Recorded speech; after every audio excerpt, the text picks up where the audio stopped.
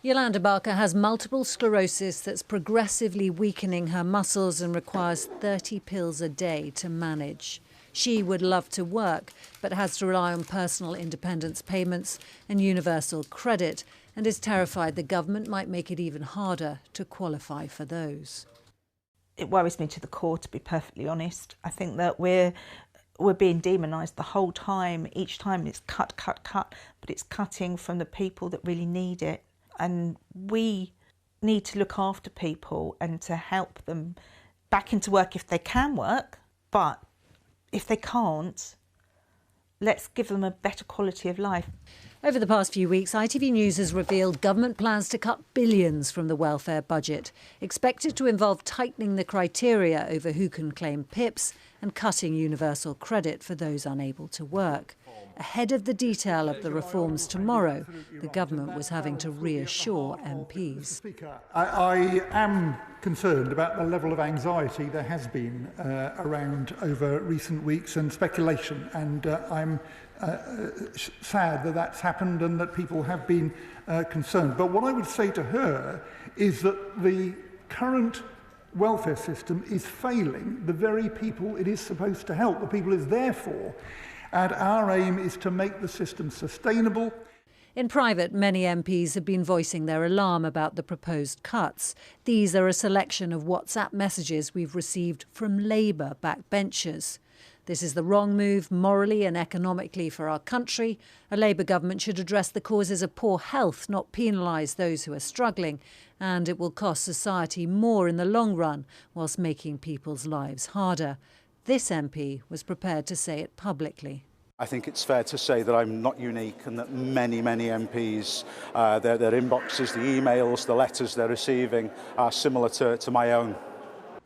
Disability campaigners came to Westminster today to lobby MPs. The government insists the reforms will help people back into work, but the concern is high for those for whom that is not a realistic possibility.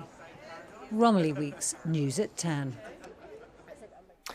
Now, as many of you may know, Anushka was the first to reveal that the billions of pounds of cuts were planned, and over the last 10 days her leaks have prompted much pushback from the government within Westminster and beyond. Anushka, not the most popular person in the Labour government, but we are grateful for your coverage. So, thank you. Let's start with the challenge the government is facing. Last year, it spent £48.5 billion on disability and incapacity benefits. That is 2% of GDP, and it is heading up to 68 billion almost. So ministers began working up a plan, which 10 days ago was leaked to ITV News. Sources told me they wanted to save £1 billion by freezing PIP, £5 billion by making the PIP test harder, plus a shake-up of universal credit.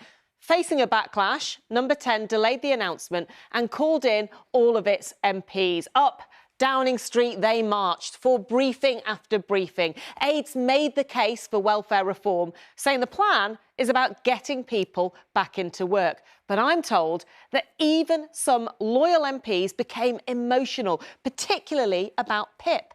They said it's about the cost of disability, it isn't linked to work.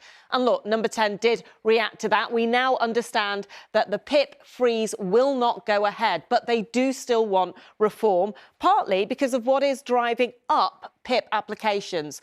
Tom Pollard at the New Economics Foundation shows how the proportion applying, citing musculoskeletal conditions, joints, bones, muscles, as the main reason, you can see, stay quite stable. But the proportion citing psychiatric conditions as the main cause has surged. Now, many experts say that's for good reasons, including COVID, and lots of people have multiple conditions. But the Health Secretary suggested mental health conditions are being over-diagnosed. So changes to PIP are coming, and if they do save £5 billion, the Resolution Foundation say 620,000 people will lose £675 a month on average. As for the changes to universal credit, there is a clear argument that they will incentivise work. They're meant to be almost cost neutral, so there will be winners. But the NEF modelled 3 scenarios, and in all of them, those signed off sick lose out, potentially by hundreds of pounds,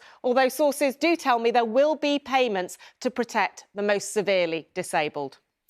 OK, Anushka, thank you very much indeed.